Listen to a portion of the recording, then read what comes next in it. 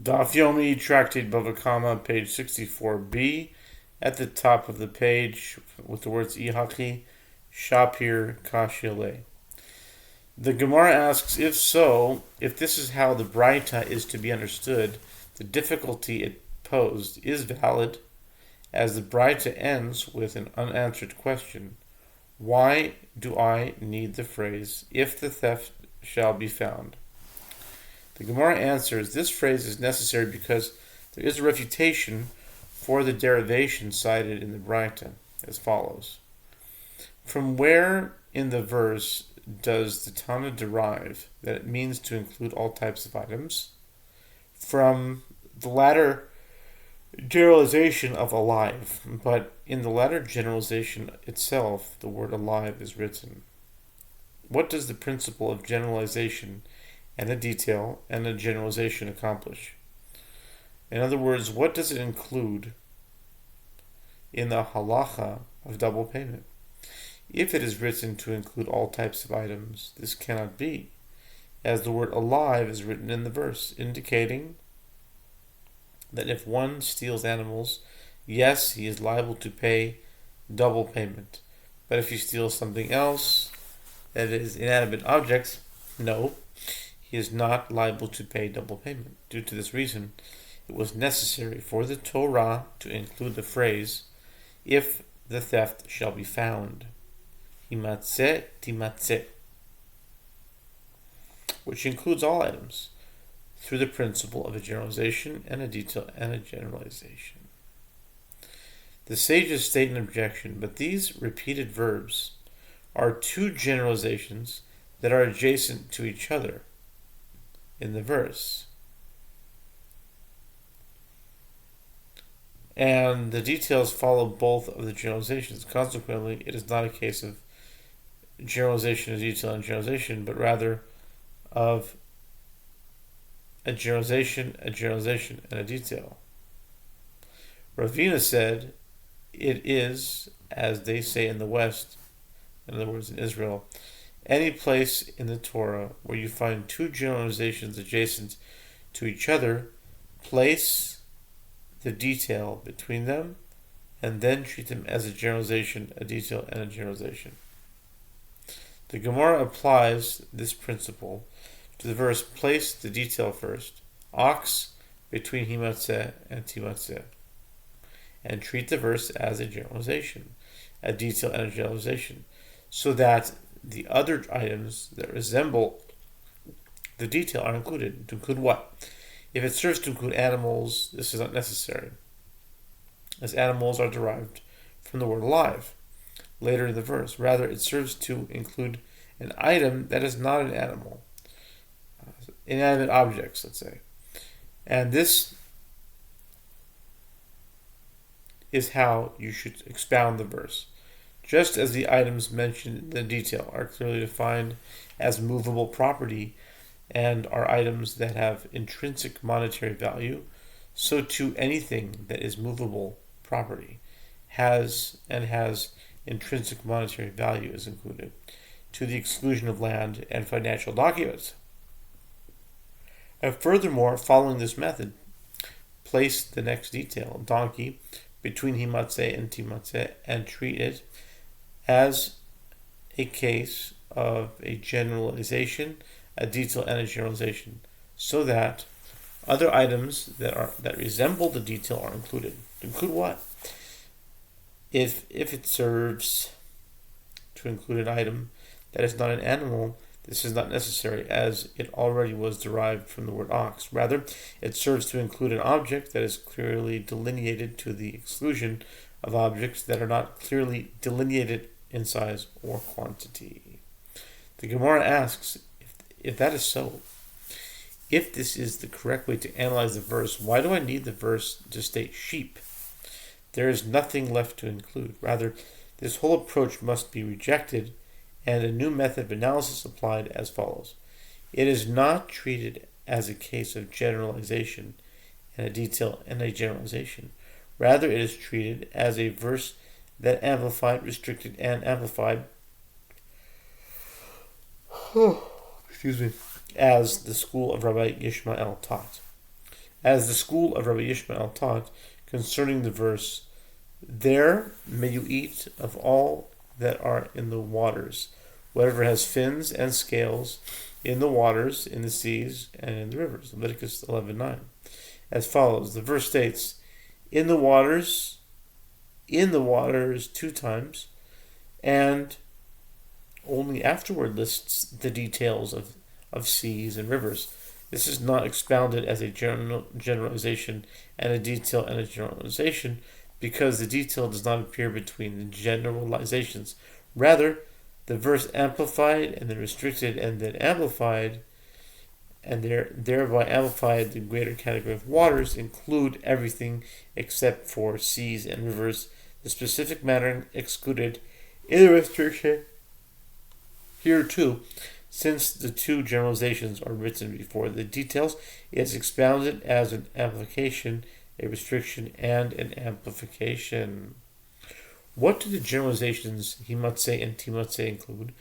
Do they include all items? If so, why do I need all these details of ox and sheep and donkey? One detail serves to exclude land, and one serves to exclude Canaanite slaves, and one serves to exclude financial documents. The words theft and alive do not serve to exclude further items from the double payment, but to indicate the halacha taught by Rav, who says, if one stole an item and it deteriorated or its value decreased, he must revive the principal to the value it had as of the time when he stole it. In other words, he must repay the owner according to the value of the item at the time it was stolen.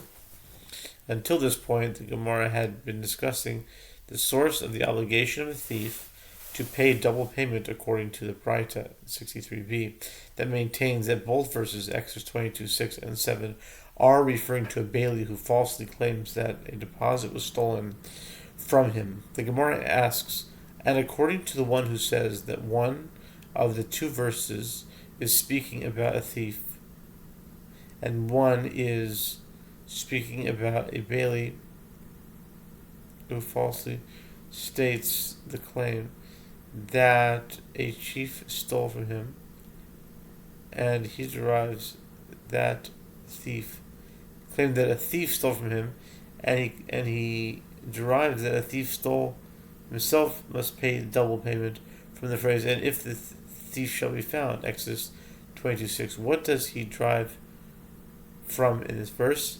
If the theft shall be found. Wow, there's a lot left. I'm about to do part 2. If the thief shall be found. So we're holding on time. Okay. The Gemara answers, he requires this verse for the halacha of Rava bar Achilai. As Rava bar Achilai says, what is the reason for the halacha of Rav, who says one who admits he is liable to pay a fine is exempt, even if afterwards witnesses come and testify to his liability, as it is written, if the theft shall be found, which indicates that if it is found through witnesses that he is liable to pay the fine of double payment, it will be found that the fine will be enforced by the judges. This excludes from double payment on the case of one who incriminates himself by admitting his liability before any witnesses testify concerning him, and the same is applied to all cases that involve fines. The Gemara asks, and according to the one who says that both verses are speaking about a bailee who falsely states the claim that a thief stole the deposit, who applies the verse, if the theft shall be found, to the thief himself,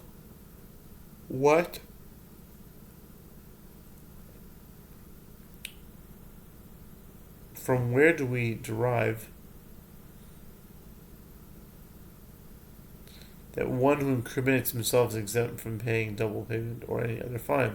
The Gemara answers, he derives it from the verse, the one whom the sages convict shall pay double to his neighbor. Exodus 22:8, which indicates that only one who convicted by the sages are the basis of testimony must pay double. He must not pay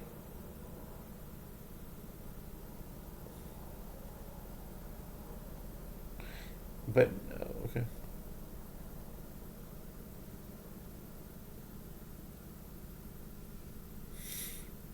The one whom the judges convict shall pay double to his neighbor, Exodus 22:8, which indicates that only the one who is convicted by the judges on the basis of testimony must pay double, but not one who incriminates himself. The Gemara continues its line of questioning, and according to the one who says that one verse is speaking about a thief himself and one verse is speaking about a bailee who falsely states the claim, but a thief stole the deposit, who derives from, if the theft shall be found, that one who incriminates himself is exempt from payment of the fine. What does he expound from this verse? The one whom the judges convict shall pay double to his neighbor.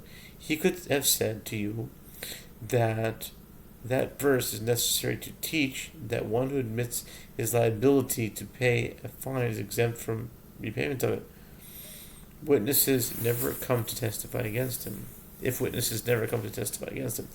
If the theft shall be found indicates that even if witnesses do come after he admitted his liability, he is exempt from paying the bill. The Gemara continues, and the one who says that both verses are speaking about a bailee who falsely states the claim that if a thief stole the deposit, and as explained previously derives from the if the left hand shall be found that a thief is required to pay double payment, holds that in the case of one who admits that he is liable to pay a fine, and afterward witnesses came to testify his liability, he is obligated to pay the fine, contrary to the opinion of Rav. The Gemara asks, and according to the one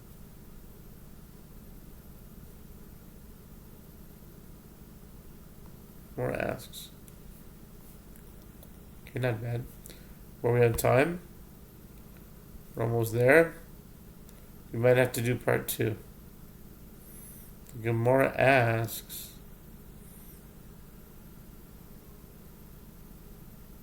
and according, I think we'll start from there.